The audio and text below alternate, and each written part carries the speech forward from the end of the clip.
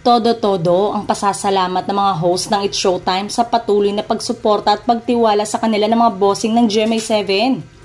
In fairness, napakalaking bagay para sa noontime show ng ABS-CBN na napapanood din ng kanilang programa sa GMA at sa GTV na mas lalo pang nagpalakas sa kanila laban sa rating game. Sa naganap nga na GMA Gala 2024 last Saturday, July 20, agaw eksena uli ang pagdating at pagrampa ng mga It's Showtime host na talaga namang inabangan din ng mga Kapuso stars sa panayam ng GMA kay Vice habang rumarampa ito sa red carpet ng gala. Grabe ang kanyang pasasalamat sa lahat ng blessing na natatanggap ng It's Showtime family.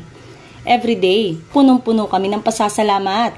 Araw-araw na nakaka-ere kami, kailangan ipagpasalamat yon.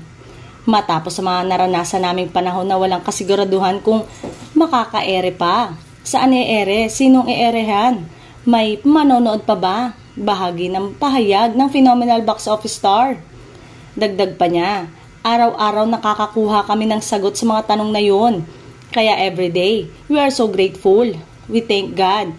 We thank everyone na tinutulungan kami at inaalalayan kami sa muling pagbangon namin, kaya maraming salamat. Malaking bagay na pinatuloy kami ng GMA ang pagtanaw ng utang na loob ni Vice sa Kapuso Network.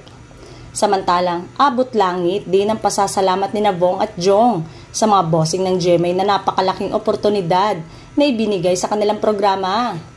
This is my second time. Sobrang saya kasi from 4 kami last year. Ngayon mas marami na.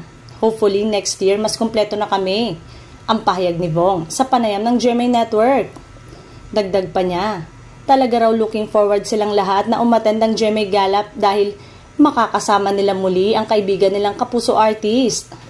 Sabi naman ni Jong, napaka-warm ng pagtanggap ng mga Kapuso. Maraming salamat. Very thankful and very happy kami sa pagtanggap sa amin.